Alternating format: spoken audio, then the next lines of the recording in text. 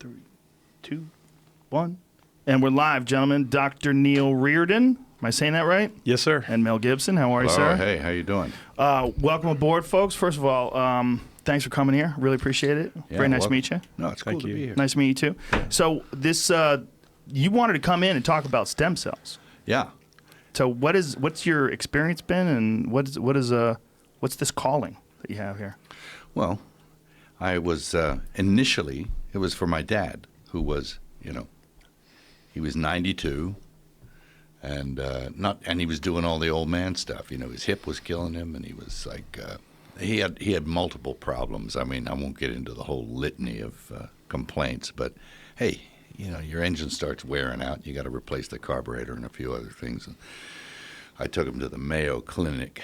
Great place. If I ever get into serious trouble, that's where I'm going.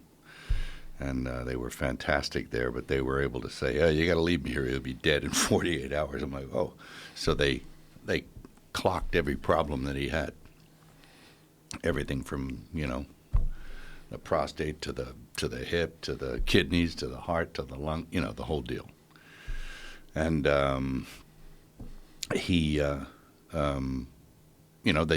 stabilized him. They said, okay, we'll do this and we'll do this. And they did some, orthodox medical procedures, all allowed in this country. And they were great. But, I still had reservations about him getting a hip replacement because he was old. And, of course, just the recovery from a traumatic surgery at that age is like, it's a big deal. And I thought, well, what can I do? And my brother says, why don't you look into these adult stem cells? I'm like, I've heard things about this, You grow a spare mouth on your head, or, you end up with an extra asshole or something. But I was like, okay, we'll look into it. So we did. And, of course, a buddy of mine who was a Mayo doc, he said, stay away from those witch doctors down in Panama. He said, it's like leprosy and banana boats and three-legged dogs, And I'm like, can we call them? And so Brad and I got on the phone to Neil, and who else was it? It's Dr. Paz, our medical doctor. Yeah, it was the two of these guys. And so they're talking highfalutin terms, medical, all being medicos. They know what a mesenchymal stem cell or mesenchymal, how do you say it? Mesenchymal, yeah. Mesenchymal, and cytokine, mesenchymal cytokines, out of sight, out of kind, as far as I'm concerned. But it's like they give us the wristwatch show over the phone for about an hour, and the doctor's asking them questions that I can't even think of. So when we hang up, I said, now, translate, what does all that mean? He translated a few things. He says, it sounds kind of interesting, pretty good, And from being a naysayer, he said, let's call him back. And I think we called you right back. Yeah. And we spent another hour on the phone.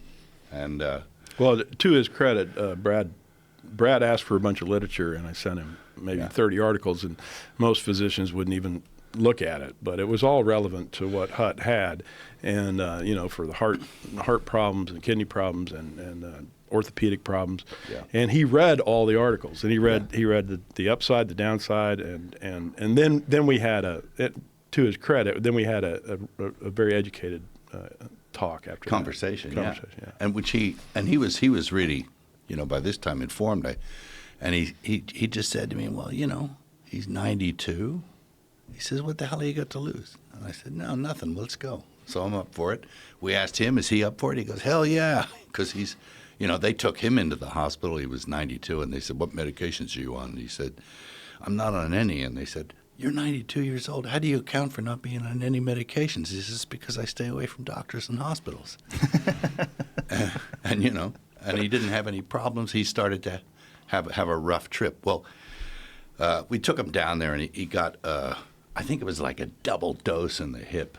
I think he gave So him. where did you have to go? This is not legal in America. Is that what's going on? Yeah. Right now, there are clinical trials going on in the U.S., but it's not broadly available. And in Panama, they passed a law in 2004 which allowed doctors actually to go down there to be able to treat people with using adult stem cells. So the bill was actually designed to prohibit the use of embryonic stem cells, and in the same law they said it's okay to use adult stem cells, including those from umbilical cord, basically from ethical sources. And so in Panama, they gave us, we have a license from the Ministry of Health to manufacture and use those cells in addition to doing clinical trials there. So it's one place on the planet where you can get really high quality umbilical cord, this type of cell. There are two major kind of stem cells. We only work with one kind, the mesenchymal, or we just call it MSC. It's a lot easier.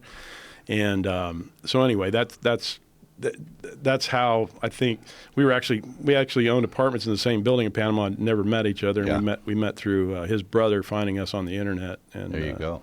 And then they brought him down to get treatment. We were quite hesitant to take him, because the last thing you want is Mel Gibson's dad to drop dead in your clinic, and he wasn't in great shape, So He wasn't in good shape at all.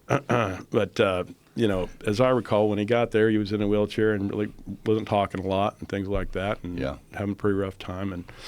And then so after getting medical clearance for him to actually fly down there, and Mel flew him down there privately, then we did some IVs on him first in the clinic, and then to do the hip, we need to do When that. you said did some IVs, what do you mean? So we give the umbilical cord. These are isolated from basically the meat of the umbilical cord. They're isolated, then they're grown in our laboratory, which is ISO 9001 and very high quality and certified by the Ministry of Health. They're grown in the laboratory and they're certified to be free of everything, any kind of infectious disease and I went into the clean rooms and they make you put on like hats and gloves, and you feel like all Frankensteined out, and you walk into these cold rooms and you're watching cells divide under the microscope. It's kind of miraculous, really, to look at this stuff. So intravenous stem cells. Right, intravenous, that's correct. And what's the benefit of intravenous stem cells? Like, what does that do? Well, the good thing is that this kind of stem cell, the mesenchymal stem cell, they're found throughout your body, and normally what they do is they modulate your immune system, they decrease inflammation, and they stimulate regeneration. So, and the good thing about them is they tend to home to areas where there is inflammation. So intravenously, they do a lot of things, but they can home to areas of inflammation, and they really reduce inflammation in the body because they upregulate part of your immune system that controls the inflammatory process, which I can talk more about later. But in his case, his kidneys were in trouble, his heart was in trouble, and the cells, they don't, unlike what we used to think in the early days, they don't become anything. This kind of stem cell does not become anything in your body, but it homes to areas that need repair, and it secretes things that stimulates the repair and decreases the inflammation and helps out with the immune system. So the vast majority of what we treat are autoimmune diseases. And in Hutt's case, we gave him IVs so that he could basically have these things on board secreting the cytokines and the growth factors that are normally secreted. And when you're 92 and you have multi-organ failure, you're basically running on fumes. And so you put these day zero young healthy cells, and they secrete these things that kind of restarts everything. Yeah. And so what was his response to this IV treatment? Wow. I can wax lyrical about that. He's almost 100 years old. And from pretty bad shape, it was like bee stings. It was like he got a new lease of life. Like he got a big dose locally in the hip, which fixed all his inflammation and pain, and he started walking again. And his kidneys were good, and his heart, he had a prolapsed valves in there, and they healed. And his cognitive powers improved. His eyesight improved. Whoa. And other stuff improved that he would hate me to talk about. But he had two nurses that reported to me. And it was like, holy mackerel. Wow. Using it as a towel rack, Well, Dan Bilzerian was telling me about intravenous stem cells, and so was Boss Rutan. Boss Rutan, the former UFC heavyweight champion. Yeah. He went down and got some. He's had some pretty significant neck injuries and neck fusions, and he said he got intravenous stem cells. And the way he described it is like with his Dutch accent, like it was like I had lightning coming out of my fingers, like wow. Did he go to you? Yeah. Did he? Yeah. Yeah, he said it was phenomenal. I mean, he said it's one of the most incredible experiences he's ever had. The feeling of a regeneration of energy going throughout his body. I reached out to him by email, and just to see if it'd be okay for me to talk about him on here, and he said, yeah, absolutely. And his cholesterol dropped, all his numbers, basically numbers associated with aging all got better. And like you said, he felt this tremendous energy for some period of time. Why is this not legal here? Well, it's considered to be a new drug by the FDA, and that's the number one reason. There are 4 countries so far that have approved MSC products. There's Canada and New Zealand were the first to. You can go to Canada and get this done? Well, not for only for certain conditions. So in Canada and New Zealand, they approved bone marrow MSCs, which are, in my mind, are not as good as umbilical cord, and I explain why. And then South Korea has approved umbilical cord for knee osteoarthritis only, so the cells have to be injected into the knee. And then Japan just recently approved the same product. It's used to treat a very serious acute graft versus host disease in children after they've had a bone marrow transplant. Now, are there peer-reviewed studies or anything that shows the efficacy of this intravenous use of these stem cells? Yeah, there are hundreds. There are hundreds. And my book, MSC, which is, you don't want to read it unless you want to go to sleep, unless you're looking for something. It really is purely a research tool. We have 800 references, and we reference every clinical trial that's ever been done with MSCs in human beings, and there are 800 of them. Well, I've had some great results with stem cells. Dr. Roddy McGee in Las Vegas shot a bunch into my shoulder. I was at the door of surgery. I was like, my shoulder's in pain all the time. I can't do a lot. Every time I do something, I have to ice it down for a day. And now I have full function. I mean, that's great. It's crazy. I mean, it still clicks. I've got some weird shit in there, and there's probably some stuff floating around in there. But as far as like the function of my shoulder and the pain, it's like 100%. I could do basically everything. Right. Yeah, I was 57, 58 years old, and this is like, 4 or 5 years ago. And both my shoulders torn, labrums, arthritis, bone spurs, like rotator cuff issues. And I went down and I got 10 million cells in each shoulder. I said to the doc, is this going to hurt? And he says, only when it comes out the other side. But he put it in, and it was, you could feel him pierce the capsule, and you could feel pressure. And I couldn't flap my wings for 3 days, but after that, no more problems. And this is different than the stem cells that you can get in the United States currently. Yes. Yeah. What's the difference? Well, the big difference. I had from umbilical cords. I had what is it called? What's the kind that you can get here in the United States? Well, you can. The only thing that's legal in the U.S., at least for now, I don't think it's going to last much longer, is from amnion. Yeah, and that's what I got. There's an exemption in the. It's a federal exemption for the use of amnion for wound covering, and a lot of people have now translated. Now they're using it in joints and things like that. But you don't think they're going to be able to do that very much longer? I don't believe so. Why is that? Because this FDA commissioner, has made it very clear that he doesn't like it, and they really haven't liked it for quite some time, because the exemption is for one thing, and doctors are using it for all kinds of other things. I don't necessarily agree with it. I just know what's coming down the pike from a regulatory standpoint, and there have been some regulatory things that have come out. They've gone after clinics, and I think they've shut down 3 places just in the last couple of months. And they haven't gone after amnion yet, but I think they're building their case for it. And unfortunately, that's what's going to happen. Now, why would they go after it? That's what's confusing. If you've seen all these benefits, and I haven't heard anything about negative results. I don't understand it myself, to be honest with you. It's amnion's been used clinically in the United States for over 100 years without serious adverse events. But I think it's more about the claims that people are making, because there haven't been studies, for example, of amnion tissue injected into a joint. And I think that the biggest concern is the claims that are being made, and maybe people are being vulnerably, I don't know, vulnerable to the economics of it. I'm not really sure, but I know that I just, I have my finger on the pulse, and that's. It seems like they've gone after fat, we were the first in the world to use fat-derived stem cells in 2006. In 2007, we published on using those to treat rheumatoid arthritis and multiple sclerosis. And then a lot of doctors in the U.S. started doing that. Now there's a new guidance to the industry that came out a few months ago that specifically prohibits using it for example, taking your own fat, isolating the stem cells out of it, and then injecting them in your bloodstream or even injecting them into a joint.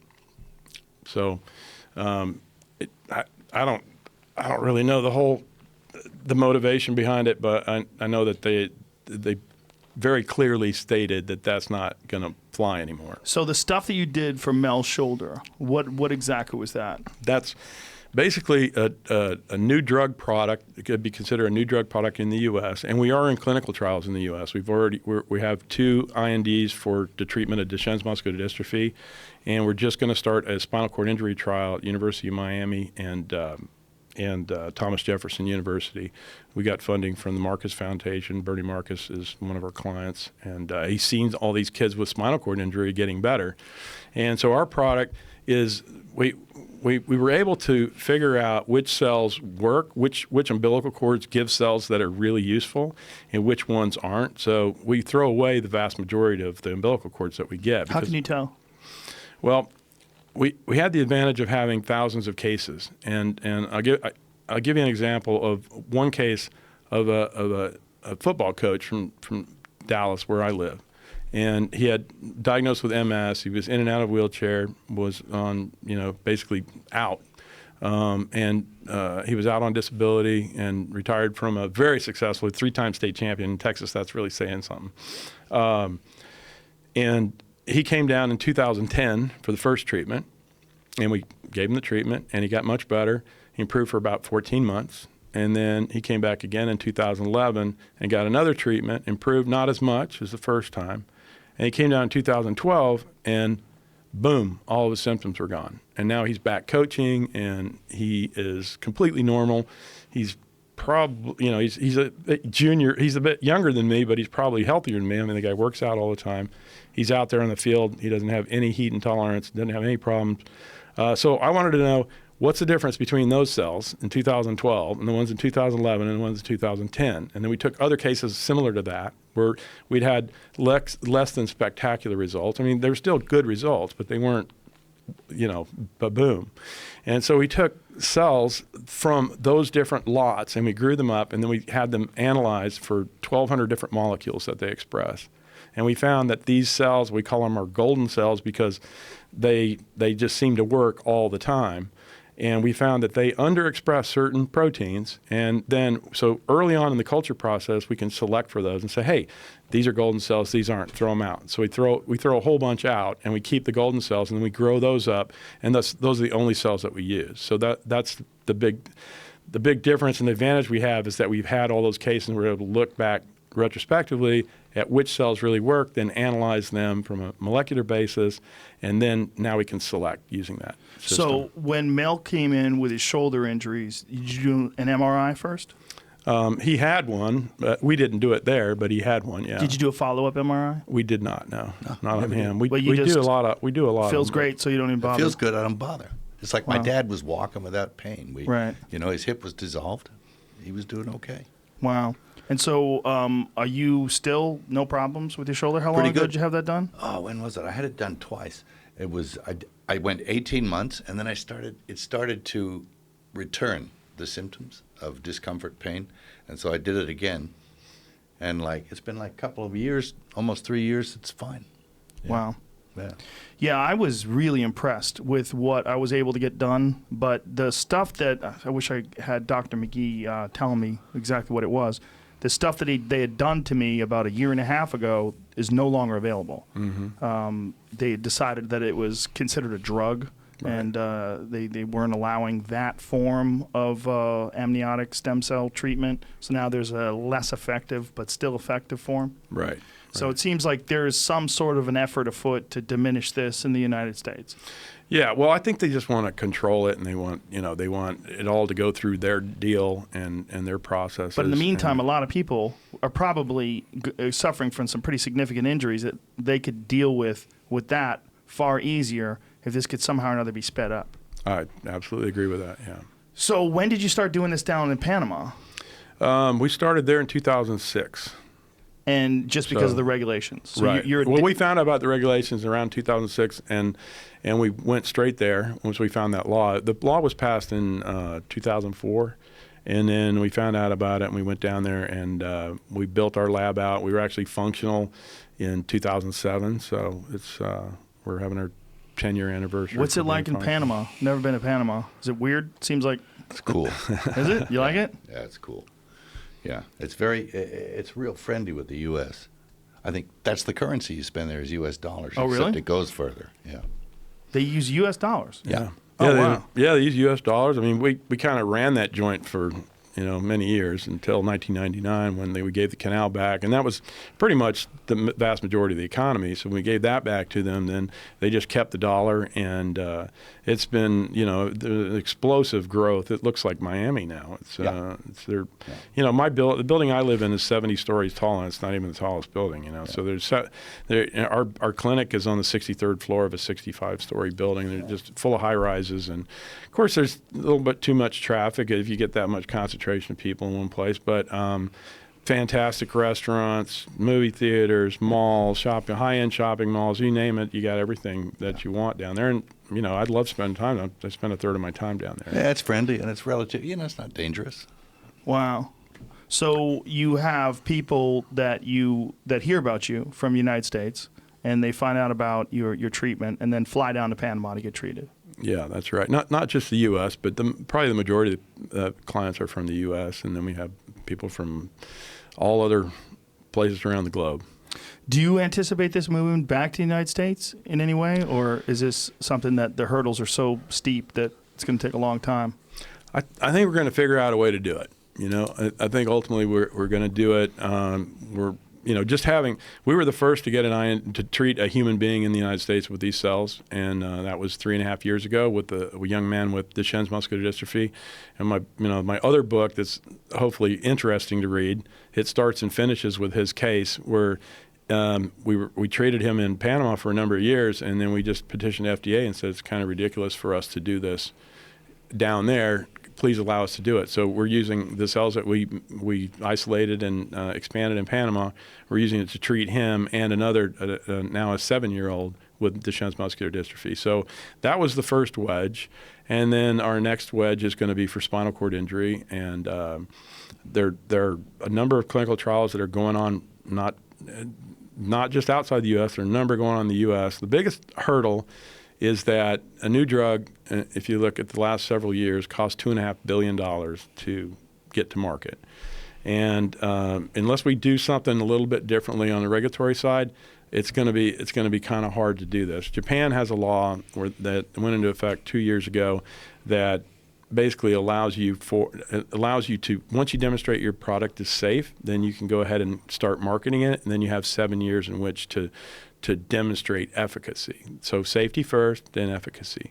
And that's resulted in four new drugs already in less than 2 years. And we have zero. We have zero cell. The only cell product that's approved by FDA is umbilical cord blood for the treatment of when you're doing a bone marrow transplant. That's the only thing that's approved. Now, is there an argument for that? Like, are they just being cautious? They want to make sure that there's no adverse side effects that could really be significant?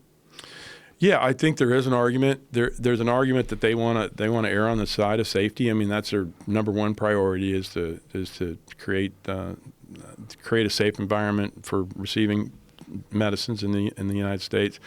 I think the model is a little bit antiquated for the cell products just because they are natural products. I mean, if you think about it, every woman that's ever given birth to a baby, they have stem cells from their baby in them. These MSCs, you can find them 50 years later, and they're not toxic. And we wouldn't exist as a species if there was an inherent toxicity to genetically distinct cells, because the cells are 50% mom, 50% dad, and you can find them in mom, for her entire life. So the Cures Act was supposed to address some of that, and we'll see that went into effect last year, and we'll see going forward if that actually does affect things. Now, I know that they're doing some stuff in the United States where they're injecting them into discs. This is a new thing to regenerate disc tissue for people that have degenerative disc disease and bulging discs and disc injuries, and as an alternative to either artificial discs or fusion as a first step before they move into those. Do you do any of that down there?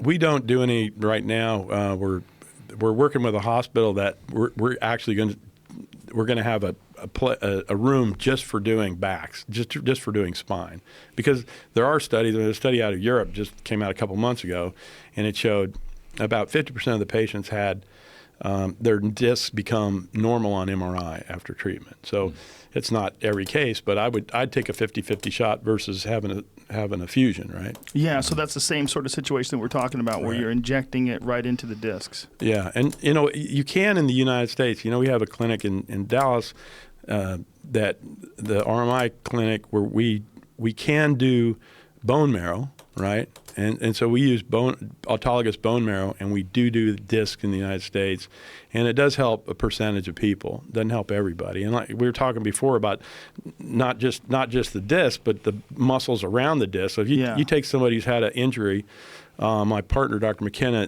is an orthopedic surgeon, and he's been talking about this for years. But if you take somebody with a disc injury and you look at the muscles right on either side of the spine there, and you'll find that they're withered away or they're marbled with fat and that sort of thing. You take an elite athlete, somebody who's super healthy, works out all the time, those muscles, they're like ropes. That's a filet mignon of the human body, right? And you look at that, and they're just black on MRI. But you take somebody that's had a disc injury at any level, and you can look, and there's marbling in there, and it's withered and that sort of thing. So one of the things we do in South Lake and in Dallas is we inject the disc, but also inject those muscles along the side. And that's using your own bone marrow, and that's still allowed in the United States. So the bone marrow draw, concentrate the stem cells and inject them in those areas. Well, that's something that we were talking about earlier when I showed you the reverse hyper, when I showed you that machine, and then that DEX back stretcher. I think that's a significant part of the injuries that you see with people with discs, with back injuries. They don't have strong backs. Right. They're the tissue, the muscle around the back that protects the spine is just very weak. Right. Yeah, it's a fantastic machine. I'm going to get one. Yeah, you got to get one. Yeah. You too, Mel. Yeah. You got a crazy back, dude. That picture you showed me of your back is fucking bananas. Yeah. No, it's like out of a nursery rhyme. Hey, is that what I had done down in Texas? With the bone marrow? Yeah, Mel actually had that done in Texas, yeah. How many treatments have you had? Well, there was that one, and then I had the shoulders twice, and then I just had them drop it into my vein, just run around. What's that like? It's pretty cool. I mean, you feel a little sleepy for a couple of days, and then you feel pretty energetic. Really? Sleepy? Yeah. I think it takes its toll on you. I mean, I don't know why you feel sleepy. Neil may have an explanation for that, but. Yeah, well, like 2-3 days where you're. Yeah, the cells they kind of re-educate the immune system. A lot of what we treat are rheumatoid arthritis and multiple sclerosis, autoimmune diseases, and there's a retraining that's going on in the immune system, and so that involves cytokines, and those molecules, those peptides, are the things that make you feel sick. I mean, when you get the flu virus doesn't make you sick. It's your body's immune reaction to that. That's the stuff that's being thrown off from the fight. That's what actually makes you feel sick.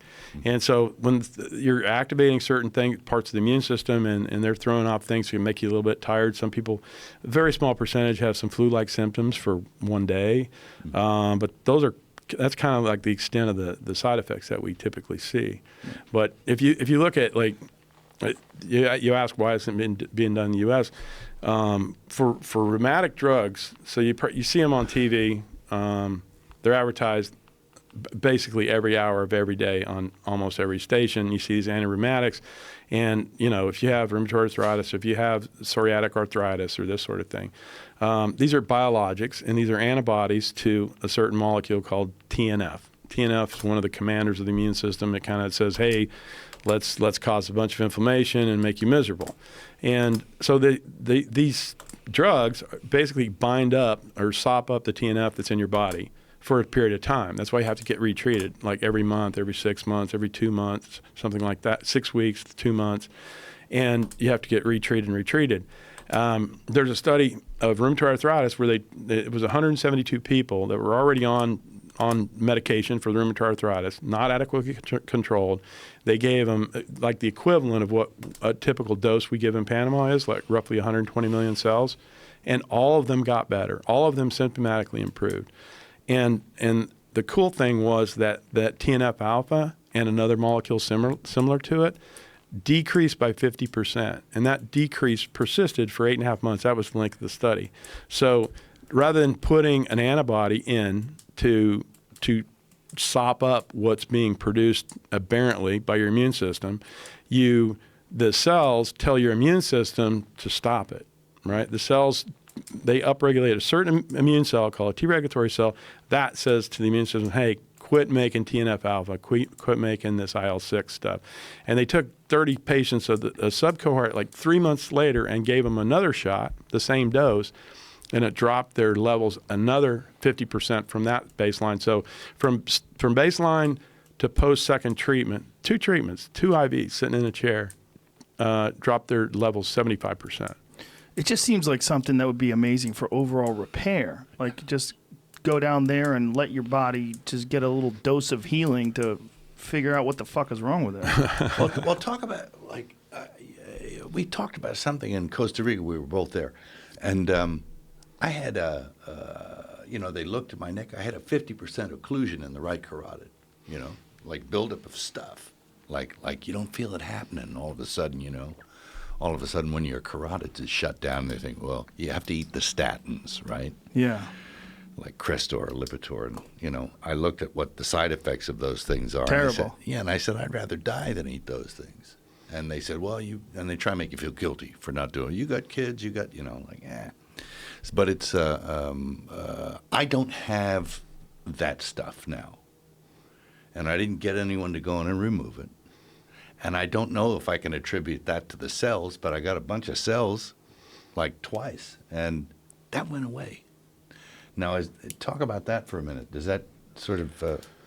Yeah, well, just in general, your body, you have a certain number of these cells when you're born, and they age just like the rest of your body, and they perform more poorly as you age, right? So if you take one of these cells from a newborn, like when you were born, you could pluck one of these cells out, throw it in a petri dish, and let it grow. You let it grow for a month, it divides roughly every 24 hours. Or that's the doubling rate. So at the end of a month, you have 1 billion cells. And then if you take from a 35-year-old and do the same thing, the doubling time's like 2 days instead of 1 day. And at the end of a month, you have 32,000 cells. And you take them from a 65-year-old who's relatively healthy, and they divide every 60 hours, you get 200 cells at the end of the month. So if your problem is 1,000 cells, or it's 20,000 cells, or if it's 1 million cells, you can't get it done past a certain age just because the cells don't have the regenerative capacity. And the good thing about the umbilical cord cells is if you co-culture them with these older people's cells, with the young cells, they don't even have to touch each other. Just the secretions of the young cells will make the old cells start dividing faster and behaving younger. And the mitochondria, see pictures in my book, you can see a picture of cells from a 65-year-old diabetic, and without any juice on them, and then you put the juice from the young cells on there, and they look like 18-year-old MSCs with functional mitochondria all throughout the cell body rather than all bunched up. They look healthy. As a cell biologist, I know what looks healthy, and anybody else would. You can see just from the picture how vastly different it is, just to be exposed to the juice. You heard of this parabiosis study they did at Harvard, where they took young mice and they sewed them together with old mice, and then the old mice actually got younger, and that's. You mean they'd use the blood of the young mice and put it in the old mice? Well, they literally sewed them together. They sewed their bodies together? Sewed their bodies together and sewed their bloodstreams together. Oh, Jesus. So the bloodstream is mixing, and so the young. That's some Frankenstein shit. Yeah, it's pretty Frankie. But they so at the end of the study, they showed that the older mice got their neurologic system got better, their cardiovascular system got better, their skeletal muscle got better, everything got better, and one of the key molecules in there is called GDF11, and GDF11 is when we look at the secretome, that's what these cells secrete when they're growing. And we pull that out and we quantify it. In the top 4 every time is GDF11 from the golden cells. So the golden cells are overproducing GDF11, which is one of the key molecules for stimulating regeneration in your body. So what other autoimmune diseases do you think could be assisted by this? Well, we do a lot of MS. That's probably our number one indication. We just finished a clinical trial, prospective clinical trial. We submitted for publication. It should be coming out in the next month or so. And statistically significantly, these patients improved dramatically. And as far as side effect profile, it was highly minimal. I mean, few headaches and few flu-like symptoms, things like that. And how many people? This was with 20 people. And one of the individuals actually is clinically perfect, and all of his lesions went away. And we only did one treatment with these. Typically with MS, it's more refractory than rheumatoid arthritis. Rheumatoid arthritis, usually after one treatment, people get a ton of benefit. With MS, they usually see after 2 or 3 treatments that they see the most benefit. And we only did one treatment in this trial. But one gentleman had 3 lesions in his brain. All 3 lesions completely disappeared. So MS is a big thing. Rheumatoid arthritis is a big thing, and I tell you, there's stories not stories, but people talking about their responses, and it's pretty incredible. There's one lady that her husband was a PhD physicist. He carried on working just so she could have insurance to afford the medications, which were around $100,000 a year for her to get treated for rheumatoid arthritis, and she came down it's a little over 3 years ago, November, and she hasn't been on any medication since. She actually started walking around the mall when she was in Panama, and then when she got home, she's completely, pain-free, and she's been pain-free for 3 years. And her husband finally retired because he didn't care about, having the insurance to pay for these very expensive drugs that she was taking. So MS, rheumatoid arthritis, lupus. We don't have a lupus protocol. There's a group in China that's published 6 really good papers on lupus. It's very, very effective in their trials. We haven't done it yet. And then autism. It's not considered an autoimmune disease, but we have a trial. We just completed our autism trial with 33 enrollees. With very good results. Many of those kids became non-autistic after treatment. So that's confusing to me because you're talking about people that are young, right? So why would it have such a benefit for them? Well, I wrote an article in 2007 about why these cells should be good for autism, and basically, it's the most downloaded article this journal's ever had. I mean, something like 75,000 people have downloaded a scientific journal article, which really doesn't happen very often. But people with autism have inflammatory things going on in their body. A lot of times in the gut, there are at the end of the small intestine, there are these inflammatory nodules that look a lot like Crohn's disease, and they secrete this inflammation that then goes to the brain, inflames the white matter of the brain. The white matter of the brain swells, decreases the blood flow to the brain. All that's intertwined. And then just a few years ago, there was a study that came out, and this is what allowed us to go forward with our clinical trial. They found that there are these 2 inflammatory molecules that are MDC and TARC, and they perfectly correlate with the severity of symptoms of autism. And so we measured not only those 2, but another 30-some biomarkers. We did quantitative EEGs. We did a lot of standardized scoring with a neurologist that read them, before treatment, during treatment, after treatment. So I believe a lot of the problems with autism stem from the inflammatory status, and these cells are definitely anti-inflammatory. Yeah, they've had some benefit with changing the diet and changing the gut biome of kids with autism, and they've made some benefits for that, and which they believe is also connected to inflammation. Yeah, absolutely. If your immune system's freaking out every time you eat a piece of bread, and that immune system's throwing out molecules that are swelling your brain and inflaming your brain, then it makes complete sense. And I think in general the people with autism that do the best are the ones that get that addressed before they come down. There's some other doctors that do functional medicine. They look at their diet. They look at see if they have any heavy metals and that sort of thing. And the ones that just are slam dunk, do the best, have been cleaned up before they come down. Wow. So what about heart disease? You were talking about people that have heart issues? Yeah, we have a number of patients with heart failure that have responded quite well. Heart failure. Heart failure, So yeah. heart attack, need of a transplant, that kind of thing? Yeah, on transplant lists and that sort of thing, yeah. So I have a friend who's on a transplant list. Yeah, right. So there are different kinds of heart failure, and the interesting thing about heart failure is the cells don't need to go to the heart and to actually become new heart cells and that sort of thing. It's actually the secretions of the cells. Like I said before, there was a study at University of Buffalo where they injected cells IV in a hamster model of heart failure, and then they looked in the heart, and there were very few cells, but the heart failure got better. And then they said, oh, let's inject those same cells. These are MSC, umbilical MSCs. Inject them into the hamstring muscle, and they demonstrated that none of the cells came out of the hamstring muscle, and yet the heart failure got better. So then they took just the juice, the liquid that the cells secrete, and they simulated the amount of juice that the cells would have produced in the body, and just injected the juice, and the heart failure got better. So it's really the secretions of the cells stimulating the natural repair, augmenting the natural repair process of the body that has been stretched to its limit. You know, if you have a 65-year-old, those cells aren't dividing very well.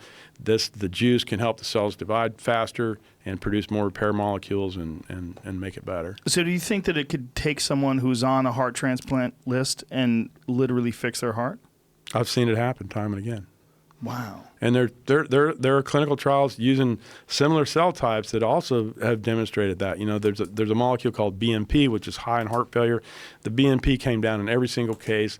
The ejection fraction, which measures kind of like the efficiency, how much blood your heart's pumping on each stroke, went up in every single patient. You know, I think in the book, the craziest case was a gringo who was down in Costa Rica, and he was already, I don't know, he was probably 20-25% routinely, but he got a viral disease or something else, and he was 11% ejection fraction. Normal is about 60, and the regular hospital, who worked a lot with us with our spinal cord patients and seeing results, seeing people walking again, they just said, you can't get on a plane. You're at 3,700 feet. If you get on a plane, you'll be dead. You might as well go see these guys over at the stem cell place and see if anything can happen. And I think his case is in the book as well. But he went from, 11 to 42 or something like that. But he wasn't the first case. The first case was a doctor who's a friend of Georgie's, friend of Dr. Paz, our medical director, who had congenital. So his mother had died of heart failure. His sister had died. His brother had died. And he was, not even 50 years old, and his ejection fraction was, hovering around 30%. And a lot of people at an advanced age, you're not even going to get on the list, because if you're a 50 or 60-year-old and there's a 20-year-old ahead of you, 20-year-old's going to win. And so he begged and begged to come down. He was our first patient. We didn't even really want to take him because we didn't know what was going to happen, because nobody had ever done it. And we treated him, and he went back, and he had a ejection fraction, he had an echocardiogram, and it was 52%. And then the doctor didn't believe it, so he redid it a month later, and it was 55%. So, it's not, I don't think it's for every case. I mean, you have people with like a super bad heart attack, and there's not enough to repair, and you really need a heart transplant. But I think you're going to see that it's ultimately, I think in 20 years, you're probably going to see standard of care for diseases, chronic diseases, like any chronic degenerative disease for which there's no good treatment. You're going to see standard of care is going to be young, healthy mesenchymal stem cells. Because if you look at the root cause, I get a question a lot, how is it these things work for so many things? Well, when the root cause is a lack of or dysfunction of those cells, then it makes sense that replenishing those or restoring them with young, healthy ones could be a useful treatment. Well, Mel, this is so important to you that you wanted to come on and talk about this. You wanted to let people know about this shit.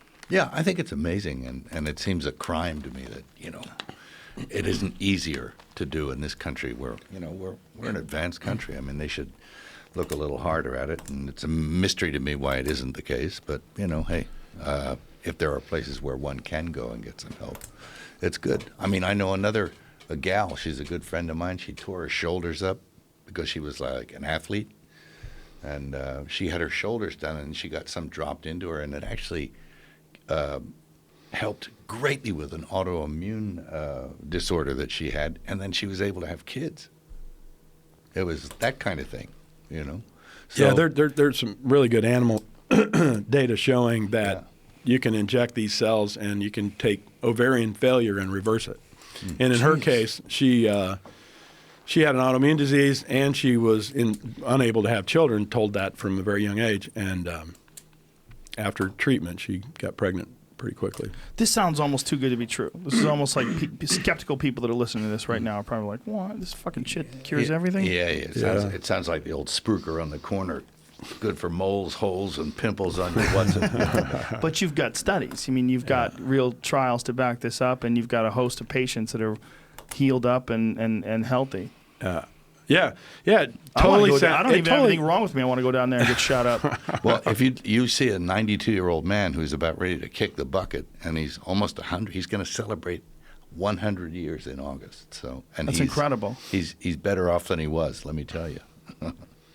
Yeah, this young guy with Duchenne's muscular dystrophy, the cells don't last forever. This is also an important point. With Duchenne's, it's a genetic defect, so they're missing a protein, and these cells go in. In animal models, these cells you give them to the animal, they go into the muscle, and then they start secreting that molecule that they're missing. But they only last for about 4, 5, 6 months, and then they start maturing, and then the immune system clears them. It's a real important point. You don't have that with embryonic stem cells because they cause tumors and things like that. And the great thing about these cells, they don't cause tumors because they differentiate. They don't want to be a baby. They're just there to do their job, which is to keep homeostasis, keep the immune system controlled, can help with regeneration, all that sort of thing. Yeah, talk about that, but the embryonic stuff, because I find this interesting. The embryonic stuff is full of weird anomalies and stuff, right? Yeah, a few of us got together and wrote an article when they finally put the clamp on the last embryonic stem cell treatment, and we've been saying for years that embryonic stem cells aren't going to work because they want to become babies. Their number one problem is they want to become babies. They don't want to. These cells, the cells that we start with, they don't want to become babies. The babies are already born. They're mature. They're mesenchymal, and that's what they are. And they're never going to be anything else. Whereas the embryonic stem cells, the biggest problem with them is they always form tumors. They form teratomas. And so in order for them to be functional, you have to grow them out. And if you want them to have MSC-like qualities, you have to force them to become MSCs. And then you have to make darn sure that there aren't any, if it only takes one. If there's one left, then it's going to form a tumor. So that was the big problem, that the expense, it was $300,000-$400,000 a dose just to make sure that they didn't have one in them. And then they weren't as beneficial, and they've been monkeyed with in the lab from when they were embryonic and then converted and converted and converted and converted and then grown up in huge numbers. And so they were monkeyed with. And these cells, you don't have to monkey with them. They just do it naturally. You just take them out, you digest them, you put them in a nutrient broth in the right temperature and humidity and oxygen levels, and they just grow. And so we wrote an article about embryonic stem cells. We call it the king is dead, long live the king, because the California voters knee-jerk $3 billion towards embryonic stem cell work, against the Bush administration's restriction of spending money on embryonic stem cell research. It wasn't banned, as most people said. All they said was, we're not going to use taxpayer money, federal taxpayer money, to go towards that. And what people heard was they don't want progress. Well, what's happened is at last count, I think they spent $2.75 billion. They got $250 million left, and guess what they're studying now? Adult stem cells. They're studying umbilical cord stem cells. They're studying mesenchymal stem cells. They've completely cut out everything on the embryonic side because it just took that long. There was so much misinformation out there, and now, thank God, it's gone, and we regained our sanity. But we blew a lot of dough on the whole embryonic thing. Oh yeah, it was a lot of money, And we paid as taxpayers in California for that, because people were misinformed. So, if a person's listening to you right now and they've got some issues, what's the first step they should take? Well, Like, say a guy's got a blown knee and is thinking about getting surgery. yeah. Well, they could go, our website is cellmedicine, CELLmedicine.com for Panama. If it's something that can be addressed with bone marrow in the U.S., RMIclinic.com, that's our But the bone marrow is just not as effective. Well, it can be. It's hard to say because everybody's bone marrow is different. Your age is different. If you're 85 years old, even if you're 65 years old and you're a smoker or you're diabetic, I don't think it's worth typically using your bone marrow because it's just not going to do a lot. But younger people, healthier people, a lot of times you can, when it's in a joint, because that's the only thing we can do in the U.S. is orthopedics. So, Right. But if it's an orthopedic problem, then they could check out, see if they could, we could do something for them in Dallas. If it's not orthopedic and you need systemic treatment for autoimmune disease, if you have a spinal cord injury or autism, any of those conditions, then they go to cellmedicine, CELLmedicine.com, and that's where we have. There's all the information there, and they can fill out an application. The doctors get back with them and get in the system. Now, how difficult is it to go down to Panama and get treatment? Like, how do you schedule that? Well, that's all taken care of. There's a whole team of people that do that. The only thing is you need a passport, and there's no visa required or anything like that. How long is that flight? From L.A., it's 6 hours. It's way far east, so it's like So it's like going to Miami. It's like 2 hours. Yeah, it's actually a little over 2 hours from Miami. So because it's way east, it's almost due south of Atlanta. It's closer to New York, right? Is that a 4 Yeah, hour it's flight? 5 hours? 4.5, 5 to New York, probably something like that. So cellmedicine.com, they go there, contact you. Now, do they need to have some sort of a consultation with a local doctor, an MRI, or anything like that before they go to see you? Oh yeah, they need to have a diagnosis from a physician for what they have, and then that we have a team of doctors there, and they'll talk to them and see what they need.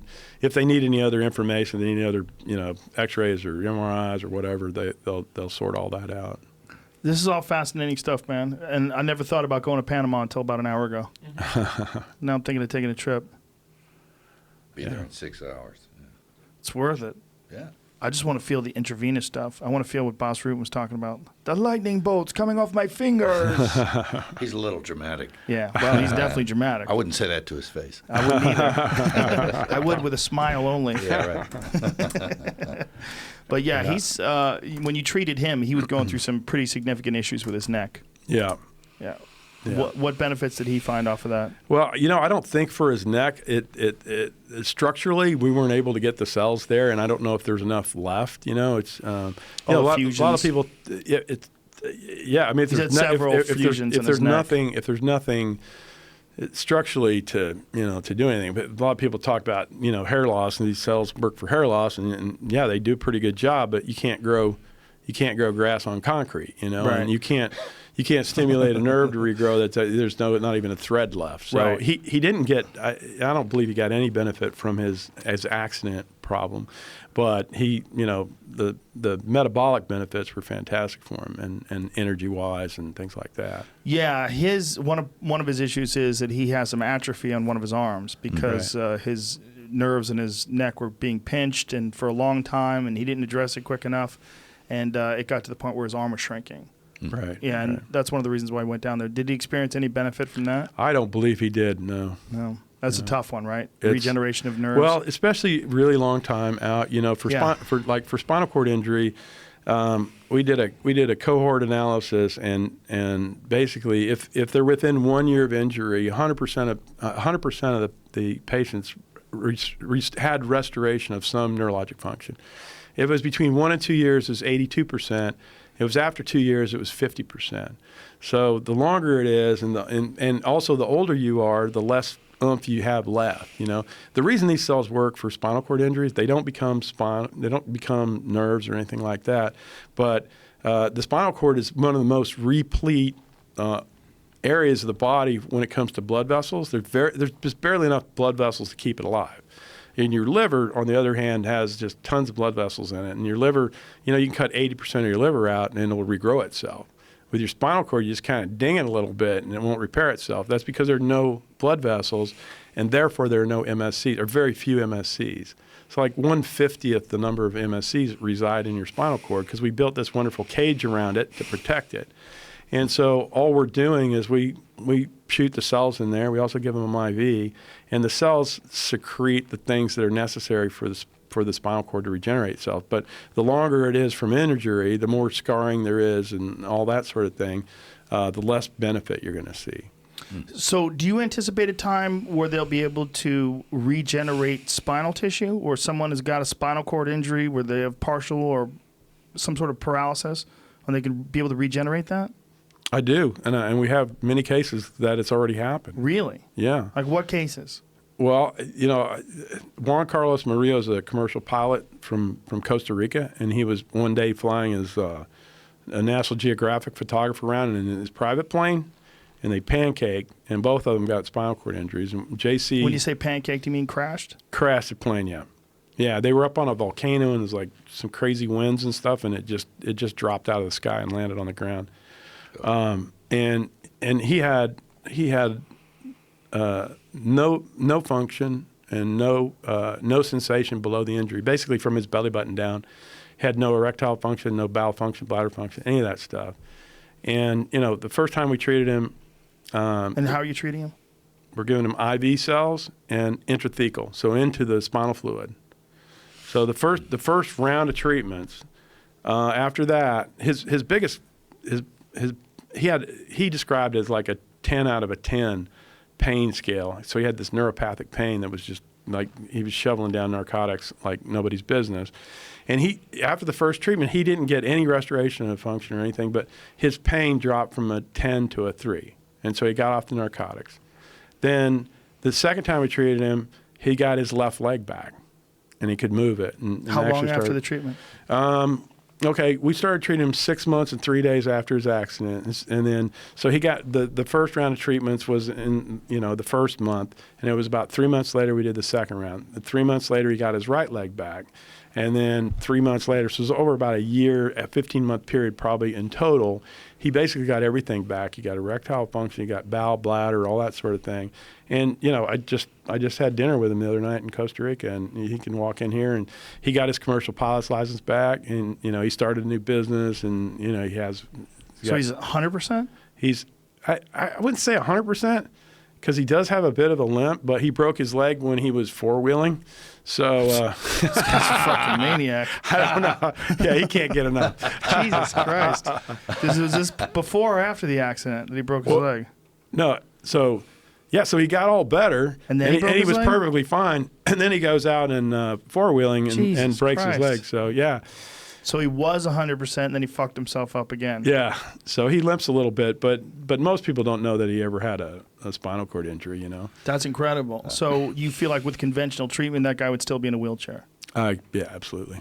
Yeah. I mean, he made zero progress. So when we were designing this study that we're doing at Miami, that's being funded by the Marcus people, there are two neurosurgeons that are on that. So we wanted to, we're discussing at what time point should we accept them? And these very prominent neurosurgeons said, let's do 6 months, because at 6 months you got 98 to 99% back of everything you're going to have. So let's do patients or subjects that are from 6 months to 2 years. And so those are the inclusion criteria. That's the timing that we're going to do for the study at Miami. This is phenomenal. So is that study published online? Is there anything or this case rather published online? That case is published online. Yeah, absolutely. It's referenced in my book. It's Which book? You have two books here. Yeah, well, it's referenced in both books, but in the spinal cord chapter, so stem cell therapy, Rising Tide is the one that it's written for the layperson. There you go. So it's referenced in there, and the whole story about Juan Carlos and his journey and how he got started and everything's in there, as well as a reference to the published article that's in a scientific journal about his case. And then MSC is the one that you read if you want to go to sleep or if you're a super nerd. Exactly. All right. Exactly. And cellmedicine.com. That's the website. Yep. CELLmedicine.com. Well, listen, man, this is fantastic stuff, and I'm very intrigued. And I really, I hope people that have issues can reach out to you and try to see if you can get some treatment. And if I would love to hear back from them. I mean, what happened with you and what happened with your dad is just incredible. And the stuff that I've experienced in the United States seems like it's not nearly as potent as the stuff that you're using down there. And I've had some pretty dramatic results. Yeah. So it's incredible stuff. Cool. TJ Dillashaw says hi. Oh, you know TJ? Yeah, he came down there and Did he? Yeah, he came down there like 3 months before the last fight, and then he got his belt back. He's really What did he have happy. done? Well, Can he told me I could tell you everything. Okay. He got IVs and he got his shoulder done because his shoulder was really bothering him. So that was it. And then he And he went down to Panama to get all that done. Yep. How'd you find out about him? Or how did he find out rather about you? Frankly, I don't know. Maybe Boz or somebody Wow. else in that. We've had a few MMA guys, and I asked him, and Boz and he both said that it's okay to talk about him going down there. Yeah. Yeah. Well, listen, man, it was a real treat, real pleasure. I'm so fascinated about this stuff because of my own personal experience with the limited amount of stem cell treatments that I've gotten, but I've had great results. I had a knee injury that was bothering me forever. I don't feel it at all anymore. The shoulder doesn't bother me at all anymore. I mean, it's pretty amazing stuff. And from what you're saying, I'm getting a very watered down, not nearly as potent version of what you have in Panama. Yeah. Wow. Okay, so cellmedicine.com. Yes, sir. And then the books again are MSC, say that word again, mesenchymal stem cells. mesenchymal stem cells, Yeah. and stem cell therapy, A Rising Tide. Mel Gibson, thank you very much. Thanks Thank for you. bringing this man in here. Hey. Appreciate it. All right, fuckers, read into this. Look it up. Get healthy. Thanks, man. Wow.